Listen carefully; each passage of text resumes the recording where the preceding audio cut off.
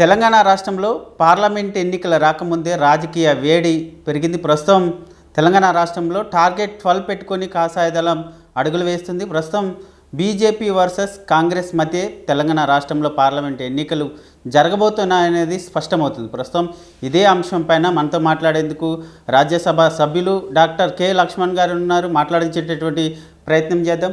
Sir నమస్తే. Sir నమస్తే sir, అప్పుడే తెలంగాణ రాష్ట్రంలో పార్లమెంట్ ఎన్నికల హీట్ పీక్ చేరుకున్నటువంటి పరిస్థితి ఉంది. టార్గెట్ 12 అనేటటువంటి అంశం కేంద్రంగా కాషాయదళం అడుగులు వేస్తుంది. మీ వ్యూహం ఏ విధంగా ఉండబోతుంది అంటారు? దేశవ్యాప్తంగా మోదీ గారికి ఉన్నటువంటి అనుకూల వాతావరణం, వారు 10 సంవత్సరాలు చేసిన అభివృద్ధి, సాధించిన విజయాలు, పేదల సంక్షేమ పథకాలు అంతిమ వ్యక్తి వరకు చేరినాయి. కాబట్టి బీజేపీ వాళ్ళ ఒక అప్బీట్ మూడ్, ఆత్మవిశ్వాసంతో ఎన్నికల్లో దిగుతూ ఉన్నాం. అందుకనే ముందస్తుగానే ఏ పార్టీ సాహసం చేయలేదు. అభ్యర్థులను ప్రకటించాం. దాదాపు 400 చిలుకు ఎన్నికల నోటిఫికేషన్ రాకముందే, కొన్ని సీట్లు అయితే షెడ్యూల్ ప్రకటించకముందు కూడా అభ్యర్థులు ప్రకటించాం. కొన్ని రాష్ట్రాల్లో దాదాపు 100 పైగా సిట్టింగ్ ఎంపీలలో కూడా మార్పు తీసుకొచ్చాం. ఖచ్చితంగా తెలంగాణలో కూడా ఆ ప్రభావం కనబడుతున్నది. ఇవాళ ప్రజలు మొన్న అసెంబ్లీ ఎన్నికల్లో కేసీఆర్ బీఆర్ఎస్ ప్రభుత్వం పట్ల మార్పు కోరి కాంగ్రెస్ లాభపడ్డది. వారు ఉచితాలు అన్నారు, గ్యారెంటీలు అన్నారు, ప్రజలు నమ్మి ఓటేశారు. ఎందుకంటే బీఆర్ఎస్ యొక్క అవినీతి పట్ల, కుటుంబ పాలన, నియంతృత్వ పోకడల పట్ల విసిగినటువంటి తెలంగాణ సమాజం ఆ రకంగా మరి మార్పులో కాంగ్రెస్ లాభపడ్డది. ఖచ్చితంగా ఈ పార్లమెంట్ ఎన్నికల్లో మాత్రం వ్యూహాత్మకంగా తెలంగాణ కూడా అభ్యర్థులు ముందే ప్రకటించాం. మోదీ చరిస్మా, మోదీ యొక్క అభివృద్ధి ఎజెండాతో ఎన్నికల పోతాం. 12 సీట్లు సాధిస్తాం. 35% ఓట్లు కూడా తెలంగాణలో సాధించే లక్ష్యంతో, దిశలో మేము అడుగులు వేస్తూ ఉన్నాం. ఒకవైపు ఏమో సీఎం మాట్లాడుతూ 14 స్థానాలు కైవసం చేసుకుంటామని చెప్తున్నారు. మీరేమో 12 స్థానాలు అని చెప్తున్నారు. అది ఏ విధంగా జరుగుతుంది అంటారు? మీరు 12 అంటున్నారు, ఆయన 14 అంటున్నారు. దేశవ్యాప్తంగా ఎన్డీఏ 400 సీట్లు, అబ్కీ బార్ 400 పార్ అని. బీజేపీ స్వతహాగా 303 సీట్లు గతంలో గెలిచాం, ఇప్పుడు 370 సాధిస్తామంటున్నాం. కాంగ్రెస్ పార్టీ దేశంలో అన్ని రాష్ట్రాల్లో దాదాపు ఓడిపోయింది. లింగు లిట్టుకోని 3 రాష్ట్రాల్లో ఇవాళ కొనసాగుతుంది. అక్కడ కూడా హిమాచల్ ప్రదేశ్, కర్ణాటకలో తీవ్ర వ్యతిరేకత. ఎన్నికల ముందు ఇచ్చిన హామీలు నిలబెట్టుకోలేక ప్రజలు తిరగబడుతున్నారు. కాబట్టి తెలంగాణలో కూడా ప్రజలు 4 మాసాలైంది, కావాల్సిన సమయం ఇచ్చారు. 100 రోజుల్లోనే 6 గ్యారెంటీలు ఇచ్చిన హామీలు నెరవేరుస్తామని చెప్పినటువంటి రేవంత్ రెడ్డి గారు మాట మార్చారు. అందుకే ఇవాళ రేవంత్ రెడ్డి గారు సూటిగా నేను సవాల్ చేస్తున్నాను. మీరు రెఫరెండం అంటున్నారు, మీ ప్రభుత్వ పనితీరుకు ఈ పార్లమెంట్ ఎన్నికల ఫలితాలు అద్దం పడతాయి అంటున్నారు. 14 సీట్లు సాధిస్తామంటున్నారు.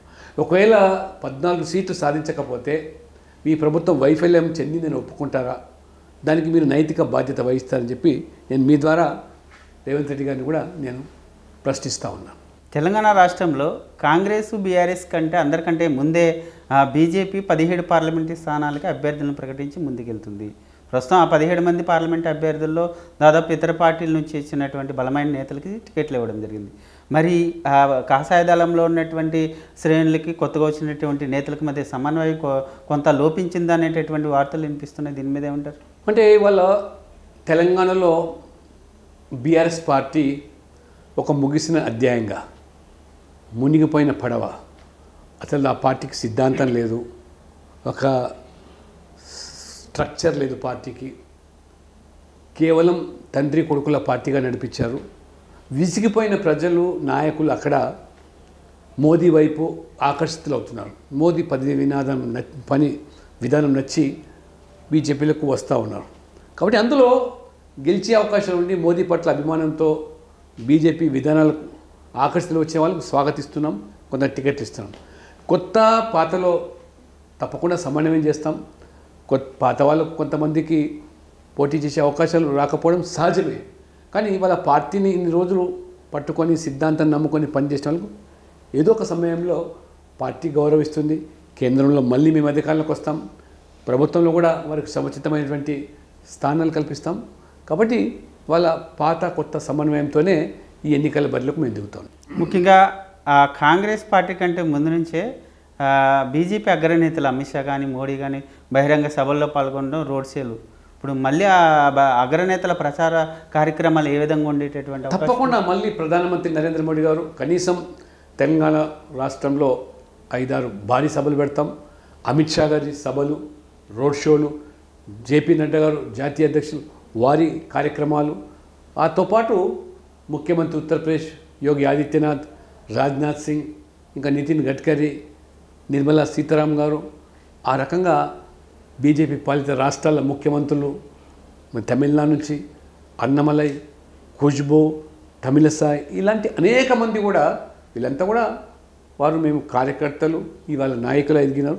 ఖచ్చితంగా ప్రజలకు భరోసా కల్పించడానికి మొత్తం ఇవాళ బీజేపీలో ప్రచార నిమిత్తం మోదీ గారు సాధించిన విజయాలు, ఏ రకంగా దేశంలో ఇవాళ ఈ ప్రపంచంలోనే భారతదేశం అగ్రస్థానికి ఎదిగే దిశలో అడుగులు వేస్తుందో, ఇవన్నీ కూడా ఇప్పుడు చంద్రయాన్ 3 సఫలం కావడం, G20 సమావేశాలు, వ్యాక్సిను, కరోనాను ఎదుర్కొన్న పరిస్థితి, మరి వ్యాక్సిన్ ఉచితంగా పంపిణీ చేసి కష్టకాలంలో కూడా ఒకవైపు కరోనా, ఒకవైపు ఉక్రెయిన్ రష్యా యుద్ధ వాతావరణం, వీటన్నిటి అధిగమించి భారతదేశం ఆర్థికంగా నిలదొక్కుని ప్రపంచంలోనే 5వ స్థానానికి ఎదిగినామంటే, 3వసారి నరేంద్ర మోడీ గెలిస్తే 3వ ఆర్థిక దేశంగా ప్రపంచంలో తీర్చిదిద్దడమే అది మోదీ గ్యారెంటీ.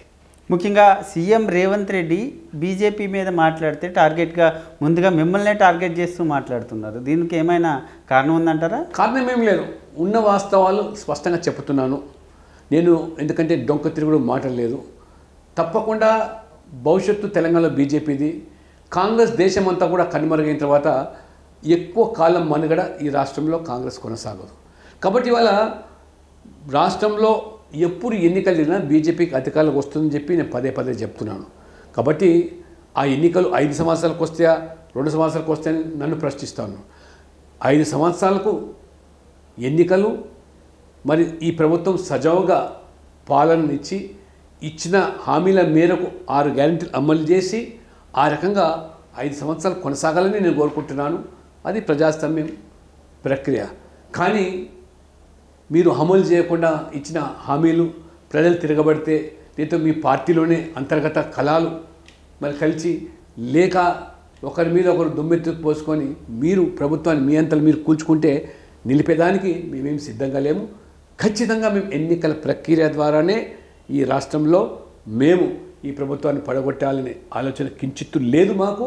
మేము ప్రజా మద్దతు కూడగట్టుకొని ఎన్నికల ప్రక్రియ ద్వారానే మేము ఈ రాష్ట్రంలో బీజేపీలో తప్పకుండా పాగా వేస్తాం. మోదీ తరహా పాలన ఇవాళ తెలంగాణలో అందిస్తాం. మీరేమో దేశవ్యాప్తంగా 400 సీట్లు కైవసం చేసుకుంటామని మీరు చెప్తున్నారు. మరొకవైపు సీఎం రేవంత్ రెడ్డి మాట్లాడుతూ రాహుల్ గాంధీ ప్రధాని కాబోతున్నారు, ఎర్రకోట పైన కాంగ్రెస్ జెండా ఎగరవేయబోతున్నామని చెప్తున్నారు. నేను ఇవాళ ప్రధానమంత్రి నరేంద్ర మోడీ 3వసారి కావడం ఖాయం. నేను దేనికైనా సిద్ధం, ఎటువంటి సవాల్కైనా సిద్ధం. రేవంత్ రెడ్డి గారు వారు మాట కట్టుబడి ఉండి రాహుల్ గాంధీ ప్రధానమంత్రి కాకపోతే నైతిక బాధ్యత వహించి ఏ రకమైన వారు బాధ్యత తీసుకుంటారో చెప్పాల్సి కోరుతాం. నేను రాజకీయంగా దేనికైనా సిద్ధం. నరేంద్ర మోడీ 3వసారి ప్రధానమంత్రి కాకపోతే, రేవంత్ రెడ్డి గారు రాహుల్ గాంధీ ప్రధానమంత్రి కాకపోతే వారు కూడా అదే రకమైన నైతిక బాధ్యత వహిస్తారా, నా సవాల్ స్వీకరిస్తారని చెప్పి నేను మీ ద్వారా వారికి ప్రశ్నిస్తూ ఉన్నాను. 6వ తేదీన తొక్కుగూడ వేదికగా జనజేతర అనేటటువంటి భారీ బహిరంగ సభను కాంగ్రెస్ పెట్టబోతుంది. ఆ బహిరంగ సభా వేదికగా దేశ ప్రజలకి 5 గ్యారెంటీలు ప్రకటిస్తామని చెప్తున్నారు. అదేవిధంగా కాంగ్రెస్కి సంబంధించినటువంటి ఎన్నికల మేనిఫెస్టోను సైతం ఖర్గేతో పాటు రాహుల్ గాంధీ రిలీజ్ చేయబోతున్నారు. మొన్న అసెంబ్లీ ఎన్నికల సందర్భంగా ఇచ్చిన గ్యారెంటీలు అమలు అవుతలేవు. ఎక్కడ పోయింది మీ 2500 మహిళలకు, 4000 రూపాయలు ఇవాళ పెన్షన్లు వృద్ధులకు, వితంతులకు, అదే రకంగా రైతులకు 2 లక్షల రుణమాఫీ అన్నారు, అమలు చేయలేదు. వరి పండించే వాళ్లకు 500 బోనస్ అన్నారు, అది కూడా అమలు చేయలేదు. రైతు భరోసా ఎక్కడ పోయింది? 10,000 కాదు 15,000 ఇస్తామన్నారు. ఆక్షన్లో వేలం పాట మాదిరిగా పెంచేశారు ధరలు, మరి అమలు కావటం లేదే. 200 యూనిట్లకు ఉచిత కరెంట్ అన్నారు, 201 అయితే మొదటి నుంచి ఛార్జ్ వేసి బాదుతామంటున్నారు. కాబట్టి వాళ్ళ ఈ పార్టీకి రైతులు అల్లాడిపోతున్నారు. నీటి సమస్య, కరెంటు సమస్యతో సతమతమవుతున్నారు. బెంగళూరులో కాంగ్రెస్ హయాంలో ఏ రకంగా నీటి కోసం ప్రజలు ఏ రకంగా మరి వారు కొట్లాడుకుంటున్నారో, వీధిలోకి వచ్చి వారు పడుతున్న బాధలు, గాథలు, వ్యధలు ఇవాళ కళ్ళారా చూస్తాం. మరో బెంగళూరుగా కాకూడదు అనుకుంటే ప్రజలు ఖచ్చితంగా ఈ పార్లమెంట్ ఎన్నికల్లో కాంగ్రెస్ పార్టీకి బుద్ధి చెప్తారని, మోసం చేసినందుకు వారు శిక్ష అనుభవించాల్సి వస్తుందని చెప్పుడుగా నేను హెచ్చరిస్తా ఉన్నాను. మరొకవైపు కాంగ్రెస్ ప్రభుత్వం ఏర్పడిన 100 రోజుల్లోనే ఆర్ ట్యాక్స్, బి ట్యాక్స్ అనేటటువంటి ట్యాక్స్లు వసూలు చేస్తున్నారు, అవినీతికి పాల్పడుతున్నారని మీ నేతలు చెప్తున్నారు. ఒకవైపు ఆర్ ట్యాక్స్ హైదరాబాద్ కేంద్రంగా వసూలు చేసి ఢిల్లీకి పంపిస్తున్నారు. దేశంలో ఏ కార్యక్రమం చేపట్టాలన్నా సరే ఇక్కడి నుంచి డబ్బులు వెళ్లాల్సిందేనని చెప్తున్నారు. మొన్నటి వరకు కర్ణాటకలో అధికారులు ఉన్న కాంగ్రెస్ పార్టీ దాన్ని ఏటీఎంగా మార్చుకొని కాంగ్రెస్ పార్టీకి వారు ఆ రకంగా ఆదాయాన్ని వనరులు సమకూర్చారు. మొన్న జరిగిన అసెంబ్లీ ఎన్నికల్లో కూడా ప్రధాన ఆదాయం కర్ణాటక నుంచి వచ్చింది. ఇప్పుడు తెలంగాణలో గెలిచిన తర్వాత తెలంగాణ ఇవాళ కాంగ్రెస్ పార్టీ, ఈ ప్రభుత్వం ఇవాళ పార్టీకి ఏటీఎంగా మారిపోయింది. కాబట్టి కావాల్సిన వనరులు అన్నీ కూడా తెలంగాణ ప్రజల కష్టార్జితం, తెలంగాణ ప్రజల సొమ్మును ఇవాళ ఢిల్లీకి దారతం చేస్తుంది. అది వాస్తవమే. ప్రజలు ఇవాళ ఎవరిని అడిగినా వాళ్ళు చెప్తా ఉన్నారు. కాబట్టి మరి కాంగ్రెస్కి ఏం కొత్త కాదు అవినీతి, కుంభకోణాలు, వారికి నేర్చుకున్న విద్య. కాబట్టి అందులో వారు తారస్థాయికి చేరుకున్నారు. 10 సంవత్సరాలు యూపీఏ హయాంలో 12 లక్షల కోట్ల మరి కుంభకోణాలు జరిగాయంటే A to Z కుంభకోణాలు. ఏ అంటే ఆదర్శ్ కుంభకోణం, బి అంటే బూఫర్స్ కుంభకోణం, సి అంటే కోల్ కుంభకోణం, డి అంటే ఢిల్లీ కుంభకోణం. రకరకాలైన కుంభకోణం. ఆకాశాన్ని వదలలేదు, పాతాలను వదలలేదు, భూమిని వదలలేదు, మరి గాలిని కూడా వదలలేదు. 2G స్పెక్ట్రమ్ నుంచి మొదలుకుంటే అన్ని రకాల మరి కుంభకోణాలకు పాల్పడే ఉద్దండులు కాంగ్రెస్ నాయకులు. ఇంకొకటి, మంత్రివర్గంలో ఉన్నటువంటి మంత్రులు కూడా ట్యాక్స్లు వసూలు చేస్తున్నారు. ఒక మంత్రి అయితే బీ ట్యాక్స్ పేరుతో 9% వసూలు చేస్తున్నారు అనేటటువంటి టాక్ని మీ నేతలు చెప్తున్నారు. అది ఎంతవరకు మీరు సమర్థిస్తారు? ప్రజలు ఇవన్నీ కూడా గమనిస్తున్నారు. కాలమే నిర్ణయిస్తుంది వారి అవినీతిని. ఇవాళ ఏ రకంగా మరి ప్రజలే ఇవాళ అనుభవిస్తున్నారు. కాబట్టి ప్రజలే బుద్ధి చెప్తారు. ఏ రకమైన అవినీతికి పాల్పడినా ఇది దాగదు. ఇవాళ టెక్నాలజీ పెరిగిపోయింది, ప్రజలు కూడా చాలా చైతన్యమైనారు. మంత్రులు ఈ అవినీతికి పాల్పడితే వారు బీఆర్ఎస్కి పట్టిన గతే